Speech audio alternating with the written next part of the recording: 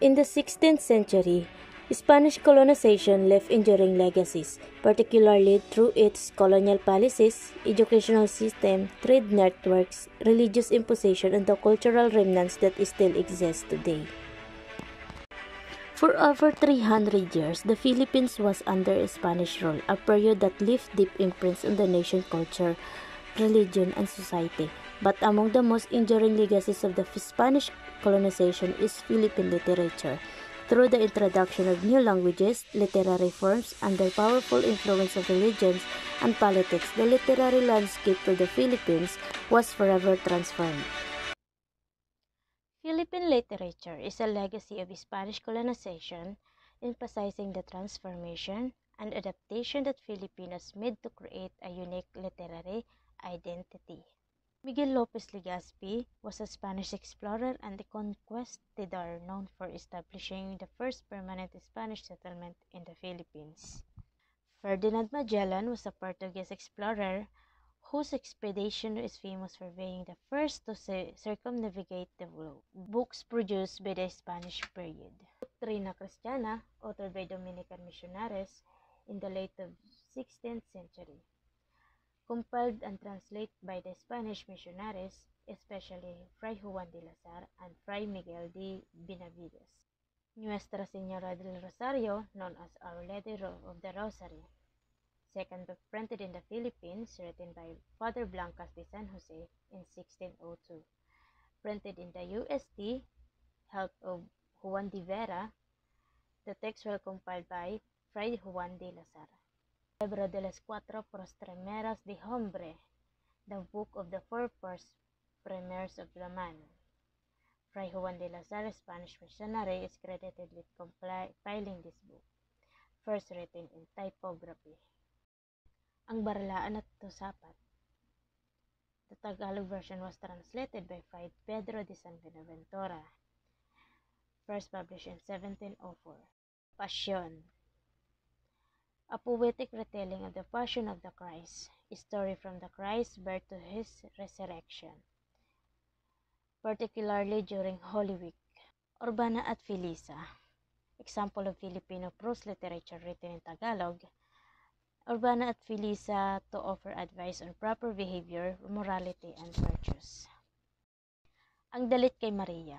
Passion for Mary. Fray Pedro de San Buenaventura, a Spanish missionary known for his contribution to Tagalog religious literature through its pasam and hymns. Early Tagalog religious literature that focuses on Marian devotion. Literary composition. Artes y reglas de la lengua tagala. Arts of the rules of the Tagalog language. Fray Juan de Noceda and Fray Pedro de San Buenaventura. The book was first published in 1703. Compendio de la Lengua Tagala, Compendium of the Tagalog Language, Fray Pedro de San Buenaventura, his contribution to the study and documentation of Philippine languages. The work was published in 1701. Vocabulario de la Lengua Tagala, Vocabulary of the Tagalog Language, Fray Pedro de San Buenaventura, a Spanish Franciscan missionary. The first edition was published in 1613. Vocabulario de la Lengua Pampanga, Vocabulary of the Pampanga Language, Fray Diego Vergano, a Spanish Franciscan missionary. The first edition was published in 1663. Vocabulario de la Lengua Visaya, Vocabulary of the Visaya Language, Fray Francisco Combes, a Spanish Jesuit missionary, first published in 1667. Arte de la Lengua Ilocana, Art of the Ilocano Language, Fray Diego Vergano, the Spanish Franciscan missionary. The book was first published in 1703. Arte de la Lengua Bicolana, Art of Bicolano Language, Fray Francisco de Santa Maria, a Spanish Franciscan missionary. The work was published in 1770. The first in the Bicol language and written by Father Marcos Lesbon in 1754. Folk songs. Folk songs are traditional songs that reflect the culture, history, and values of community or region. They are often passed down orally from generation to generation and can vary widely in style and content. There's some an example: Pamulinawan, Leron-Leron Sinta, Manang Biday, Dandansoy, Sarong Bangge, Ating Kopong Singsing. Recreational plays influenced by Spanish period. There are some tibag, traditional Filipino theatrical performance. It is form of panata, devotional act. And this is especially prevalent in the province of Luzon.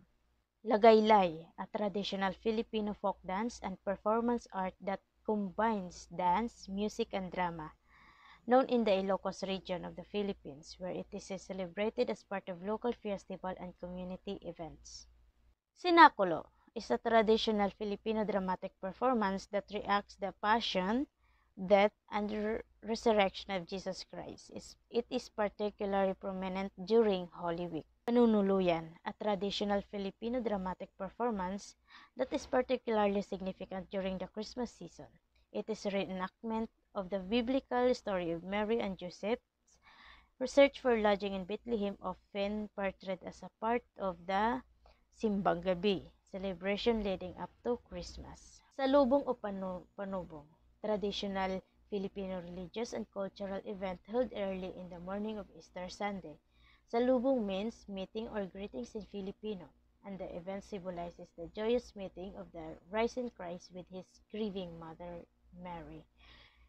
It is a significant part of Holy Week celebration in the Philippines, blending religious devotion with cultural festival. Carrillo or shadow play, a traditional Filipino shadow play that dates back to the Spanish colonial period. It refers to the method of projecting shadows onto a screen using cut-up fingers illuminated by a light source. Zarzuela, form of musical theater that originated in Spain, was brought to the Philippines during the Spanish colonial period.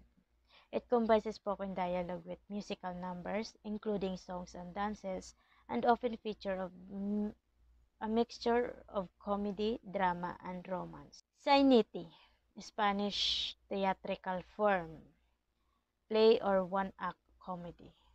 The Muro-Muro, traditional Filipino theatrical form that dramatizes the historical and mythical conflicts between Christians and Muslims in the Philippines. It is particularly noted for its elaborate performance, colorful costumes, and vibrant storytelling.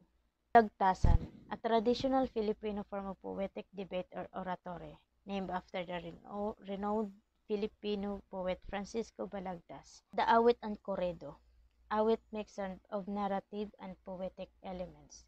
Corrido, traditional Filipino poetic and musical form.